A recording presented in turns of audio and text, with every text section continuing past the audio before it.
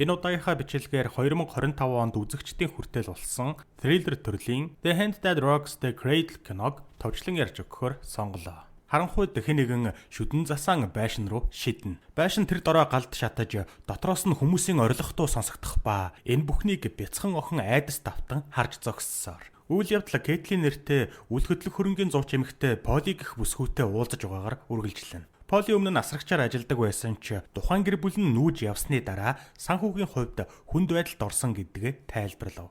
Дээр нь түрээслэгч эзэн нь гэнэт түрээсээ нэмснээр байдал уламд орцсон тул Кейтлин энэ асуудлыг эзэнтэй нь ярьж зохицуулж өгнө гэж амлалаа. Гэтэл Поли түүнийг жирэмсэн гэдгийг нь анзаарч ийм байдалтай хэрнээ яагаад ажиллаж байгаа юм бэ гэж асуув. Кейтлин зүгээр л инээмсэглээд өөрөө зохицуулж чадна гэж хариулна. Уулзалтын дараа Кейтлин машин руугаа явж нэгэн хамтрагчтайгаа утсаар ярьж байтал гэнэт өвдөлт өгч төрөхөөр боллоо. Хэсэг хугацаа өнгөрсний дараа Кейтлин том охин Эмма болон дөнгөж төрсөн нэраа Жозегийн хамт байв. Тэр ихэд ядарсан харагдаж хоёр хүүхэдтэйгээ зуралдан амьдралаа зохицуулахад хэцүү байгаа нь тодорхой. Удалгүй тэд зах руу очих ба тэнд Кейтлин санаандгүй байдлаар Политэй дахин тааралдана. Тэд ярилцахад Эмма байн ээжийнхээ яриаг нь дасалж гэртээ хармаар байна гэж гомдолсоор. Энэ үед Кейтлинийг маш их стресстэй байгааг анзаарсан Поли хэрвээ Кейтлин хүсвэл хаяа хүүхдийг нь харж өгөхийг санал болгоно. Ингэснээр Кейтлиний ачаалланч багасах юм. Кейтлин Поли хүүхэд тасрах туршлагатайг санаж утасны дугаар нь одоо ч байгаа эсхийг шалгана. Дараа нь гэртээ ирээд Кейтлин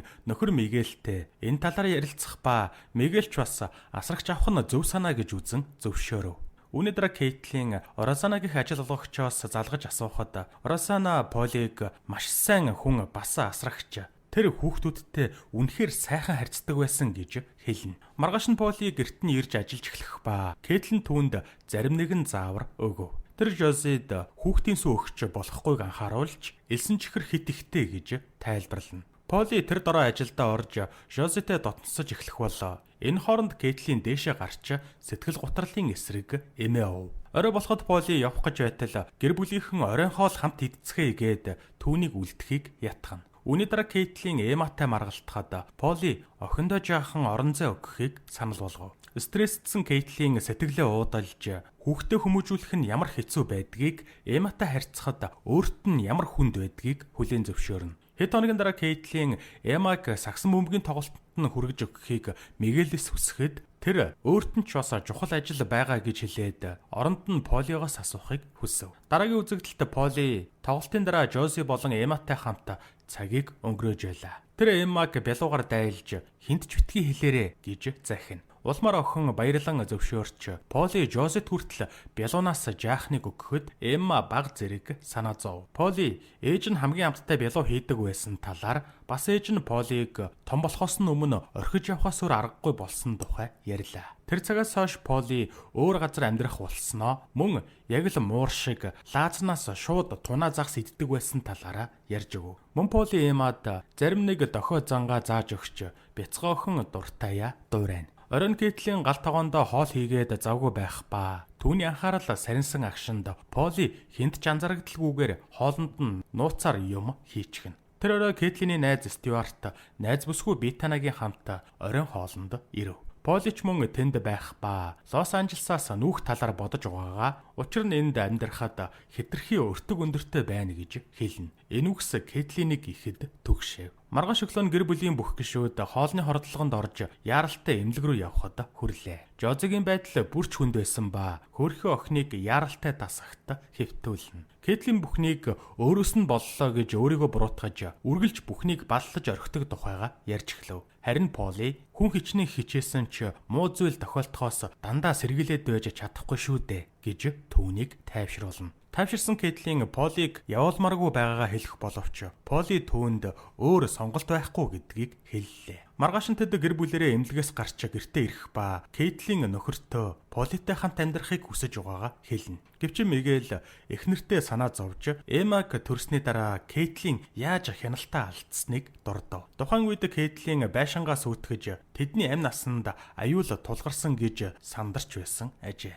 Нөхөр нь ийм байдлаа дахин давтагдаж магадгүй гэж айж байгаа ч Кейтлин энэ удаад өөрийгөө бүрэн хяналттай зүгээр байгаа гэж тайвшруулна. Маргааш нь Поли гэрт нь нүүж ирэх ба Кейтлийн түүнд хэрэгцээтэй бүх зүйл байх жижиг өрөө гаргаж өгөв. Удалгүй бүгд гэрээс гарч Поли Жозетэй хоёулахна үлдлээ. Асрагч байшинг тойруулан ажиглаж эхлэх ба Жозе дасралтгүй уйлж эхлэх боловч Поли түүнийг огт тоосонгүй. Нэг өрөө Кейтлийн хогийн савнаас хоосон хүүхдийн сүний сав олж хараад ихэд уурлана. Тэр Эмма Поли хоёроо тоглож байгааг дасалдуулж асрагчаас сүүний савны талаар асуув. Поли Жози хөхний сүвгээ уухад хүндрэлтэй байсан учраас тэр сүг өгсөн гэж тайлбарлана. Кейтлийн элсэн чихрээс зайлсхийх талаар ярьж байснаа сануулхад Поли уучлалт гуйж санахгүй байгаагаа хэллээ. Кейтлийн үргэлжлүүлэн зэмлэх гэсэн ч Эмма ээждээ тоглож байхад нь битгий саадуул гэж хэлнэ. Тэр шөнө Кейтлийн гүйж ирснийхээ дараа гэртээ ирээд Мигэл Поли хоёроо нэгэн бүсгүйтэй гуруулаа инээлдэн сууж байгааг олж харав. Поли бүсгүйг өөрийн найз Амелия гэж танилцуулахад Кейтлийн тэдний байгаа байдалд тавгуутж байсан ч юу ч хэлэхгүй өнгөрөөлөө. Оройн Кейтлийн унтаж чадахгүй байсан тул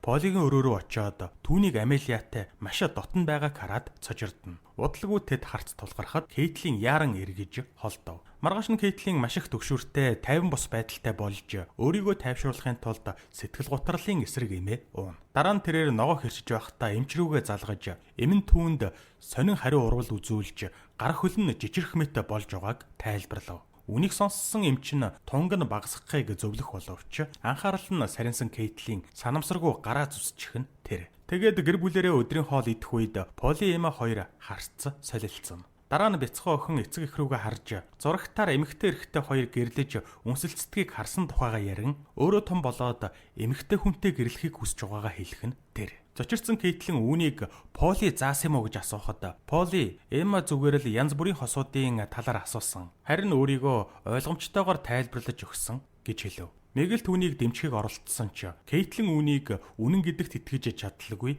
Эмма ихэд уурлана. Улмаар Эмма ээж рүүгээ түүнийг өөрийг нь үзэн яддаг гэж хашгираад өрөөрөөгөө гүйж орлоо. Оройн Кейтлин Мигелд Эмма дөнгөж 10 настай ийм мэдрэмжтэй байна гэдэгт итгэхгүй байгаагаа хэлнэ. Тэр Полигийн нөлөө гэж санаан зовж тэд өрөөндөө цаг наргүй юуны талаар ярьж суудгийг бурхан л мэдэх бах гэж хэлсээр байв. Энэ үед Мигел түүнийг тайвшруулж магадгүй Эмма асрагчтай илүү дотн болсонд нь Кейтлинийг атархаж байж магадгүй гэлээ. Тэр охиноо хэд хянахын оронд өсөж том болохыг нь хүлээн зөвшөөрөхийг Мигел зөвлөхөд Кейтлин өөрийгөө хэтрүүлснээ ойлгоно. Улмаар Кейтлин Мигелийг үнсэж эхлээд өмнө нь Поли Амелия хоёрыг харсантай ижил байдлаар дотн харилцаанд орохыг хүсв. Энэ үед Поли Кейтлиний сэтгэл гутралын эсрэг эмийг өөр зүйлээр солилоо. Энэ нь Кейтлиний сонин хариу урвалуудын шалтгаан байх магадлалтай. Дараагийн хэсэгт шинэ он солигдож байх ба гэр бүл салют харж цагийг хөгжилтэй өнгөрөөнө. Үүний дараа Кейтлин Поли хоёр гал тогоонд байж байтал гэнэт Эмма орилж эхлэв. Кейтлин өрөөнд нь орж үзэхэд Эмма өрөөнд дотроо солиут асаачсан байх нь тэр. Ихэд бухимдсан Кейтлин хин түүнд солиут өгснийг асуухад тэр нь Поли байж таарав. Асрагч уучлалт гуйж Эмма өрөөндөө асаачхна гэж мэдээгүй гэж хэлэх боловч Кейтлин үнийг санаатай хийсэн гэж итгэнэ. Төвчээрд барагдсан Кейтлин Полиг ууртаагаар гэрээсээ хөөн гаргахад Эмма асрагчийн буруу биш гэж хэлсэн ч ээж нь түүнийг үл тоон. Тэр шөнө Кейтлин энэ талаар Мигелтэй ярилцах ба Мигел Полиг өмгөөлж болсон явдал зүгээр л алдаа байсан гэж хэлв. Харин оронд нь Кейтлиний сэтгэл зүйн байдал дахин докторгүй болж байгаад санаан зовж хэрвээ тэр өөрийн алдааг хүлээн зөвшөөрөхгүй бол тусалж чадахгүй гэдгээ илэрхийлнэ. Ингээд хэсэг бодсны эцэст Кейтлин нөхрийнх нь зөв гэж дүгнээд Полиг хаашаа явсныг нь мэд хэсгийг асуув. Энэ үед Поли буудалд байж тарах ба ихэд ууртайгаар ханаа мөргөж байлаа. Удалгүй Кейтлин түүнтэй уулзахаар ирж уурлаж хэтрүүлсэндээ уучлалт гуйж өмнө нь өөрт нь асуудлууд байсан тухай тайлбарлана. Маргааш өглөө Кейтлин болж байгаа бүх зүйлээ Стюарттай хуваалцаж Стюарт түүнийг галзуураагүй гэж тайвшруулав. Тэр мөн асрагчийг нь сэжигтэй гэж үзээд түүний өнгөрснийг нь шалгаж өгье гэж санал болгоно. Дараа нь Поли өрөөндөө ирээд Стюартыг байгааг хараад цочирдов. Стюарт засварын ажлыг шалгах гэсэн юм гэж хэлэхэд Поли энэ бол түүний хувийн орон зай. Ингэж хүний өрөөнд орох нь зохисгүй үйлдэл гэж уцаарлахад Стюарт уучлалт гуйгаад явлаа. Стюарт гэртээ ирээд Полигийн хувийн савнаас авсан зүйлсээ гаргаж ирэв. Дотор нь хэрэгэлсэн ариун цэврийн хэрэгсэл, ундааны лаз гэх зүйлс байх ба Стюарт гэрийн нөхцөлд ДНХ-гийн шинжилгээ хийхээр шийдлээ. Энэ үед дүгшсэн Кейтлин Росана руу олон удаа залгах боловч энэ удаад огтхонч хариулсангүй. Тэрээр дугаарыг Google-ээр хайхад амралт чөлөөт цагийн төвийн хаяг гарч ирнэ. Кейтлин цаг алдалгүй тийшээ очиж эцэст нь Росанатай биечлэн уулзав. Үүний дараа тэр Полигийн талаар ярилцахыг хүсэж байгаагаа хэлж түүний хүүхдүүдтэй холбоотой хэд хэдэн аюултай явдал болсон тухай тайлбарлана. Гэвч Росана асрагчийн талаар санаа зовж Кейтлинийг дахин масруулах бодис хэрэглэж байгаа юм биш үстэй гэж асуув. Ингээд санаандгүй байдлаар Росана Политэй анх танилцсан түүхээ дэлгэнэ. Росана тэр хоёр Поли машинд амьдарч байхад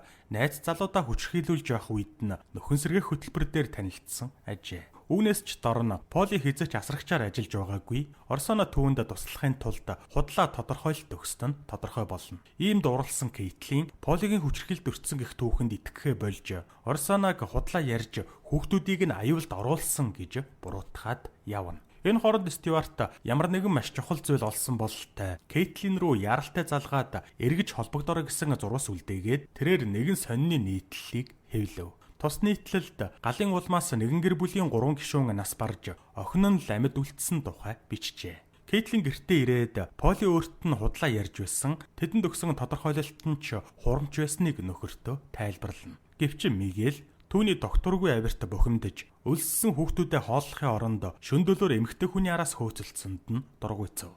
Энэ хооронд Поли Стюартынд ирэх ба Стюарт болсон явдалд уучлалт гуйх гэсэн юм гэж хэлнэ. Тэд ярилцаж суух үед Стюарт түүний жинхэнэ нэрийг Ребекка гэдгийг мөн Сан Бернардинод өссөн гэдгийг нь мэдснээ хэлв. Түүнчлэн Кейтлин ч бас тэнд өссөн ба Кейтлиний жинхэнэ нэр нь Дженнифер байсныг хэлнэ. Эндээс бүх зүйл тодорхой болж эхэллээ. Олон жилийн өмнө Полигийн эцэг их нялхтүүн гэртээ шатаж амиа алдцгаасан ба тэр галыг нь Кейтлин тавьсан болж таарав. Стюарт Кейтлинийг ийм аимшигтай зүйл хийхэд хүргэсэн ямар нэгэн зүйл байсан байх гэж таамаглахч Поли үүнийг хүлээн зөвшөөрөхөөс татгалзсан. Поли Кейтлинийг өөрийнх нь амьдралыг сөрүүлчихэд нэрээ солиод арилаад өгсөн гэж буруутгав. Поли Стюартаас энэ бүхнийг Кейтлинд хэлсэн эсхийг нь асуухад Стюарт Политэй эхлээд ярилцахыг хүссэн учраас хэлээгүй байгаа гэж хариулна. Энэ мөчөд Поли ариун цэврийн өрөө ормоор байна гэхэд Стюарт өрөөг зааж өгөв.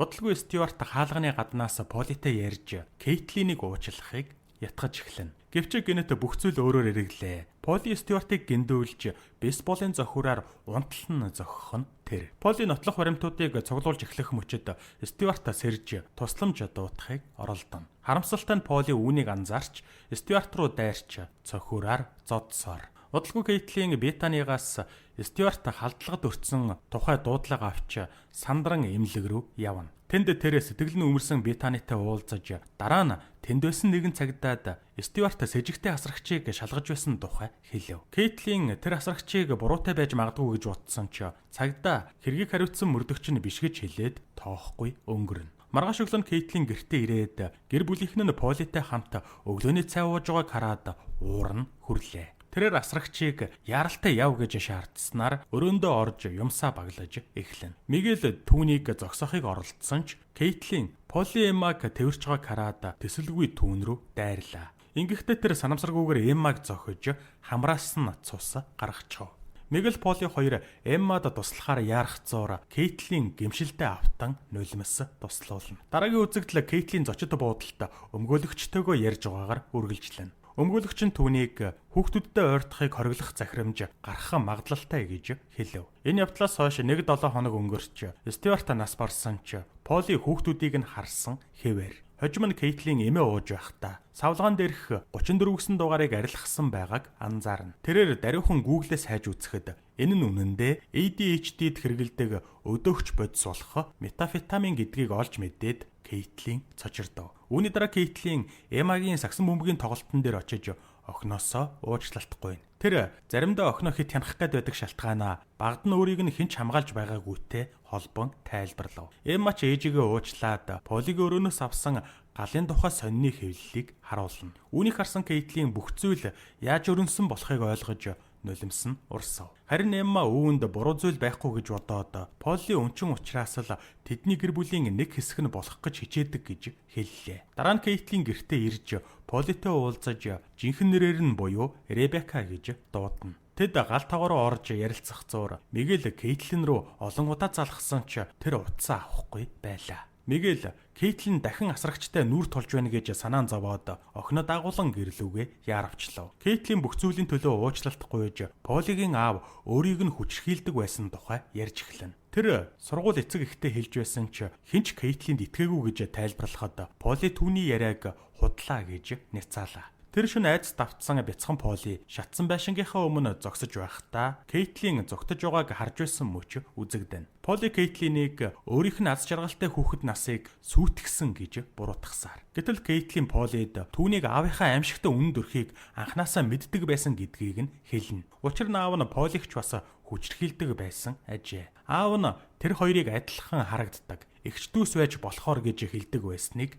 Кейтлин дурсав. Энэ бүхнийг сонссон Полиг нь улимсан асгарч гэнэт аяг хаглаад Кейтлинийг шилний хэлтэрхийгээр дүрхэн тэр. Поли Кейтлинийг тамад ялзарч үхээсэ гэж харааж нөхөртөө нь унтаж октыг нь өөрөө өсгөнө гэж хэлээд гарыг нь хариулын тавгаар зохиж гэмтээлээ. Кейтлин Поли хоёрын хооронд ширүүн тэмцэл өрнөж эцэст нь Кейтлин Полиг шилэн хан хаг мөргүүлж ухаан алдуулав. Тэгэд Кейтлин Жосыг тэврэн авч яран гэрээс гарч одоход Поли аажмаар ухаан орно. Кейтлин Жосагийн хамтаар машинаараа зүгтах гэтэл Поли гинэт машиных нь хамар дээр гарч ирээд алх ашиглан салхины шилийг нь зохиж эхэллээ. Энэ үед Мигэл Эмма хоёр ч гэртээ ирээд болж буй зүйлийг олж харна. Кейтлин хаазаа гიშгэж хурдлаад өөр машинтай мөргөлдөхөд Поли шидэгдэж зам дээр өнхөрдөг болоо. Кейтлин Жоси хоёр хүнд бэртэл авалгүй үлдэв. Мигэл эхнэрээсээ уучлалт гуйж түүнд итгээгүйдээ харамсан. Кейтлин харин шархацсан Поли дээр очиход түүний гар нь задарч хамаг бие нь мошгирсан байх бөгөөд удалгүй Кейтлиний гар дээр амьсгал хураалаа. Кейтлин асар их гэмшилт автаж Эмагийн хамт уйлна. Хэсэг хугацаа өнгөрсний дараа Кейтлин ганцаараа сууж галын дөл рүү ширтэж гүн бодолд автжээ. Мигэл Эмма бүх үннийг мэддэг болсон болохоор одоо тэд зүгээр байх болно гэж түүнд хэлнэ. Энэ үед Эмма Жозид Ребекагийн тухай түүхийг ярьж өгч байв. Тэр гэр бүлээ алдсан, асрамжийн газарт амьдэрсэн, муур шиг лаазалсан тунаа загас иддэг байсан тухай өгүүлнэ. Тэгэд Эмма Полигийн дохио зангааг дуурайж асрагч нь үгүй болсон ч түүний бараан сүүдэр энэ гэр бүлд үлдсэнийг харуулснаар кино төгсдөг.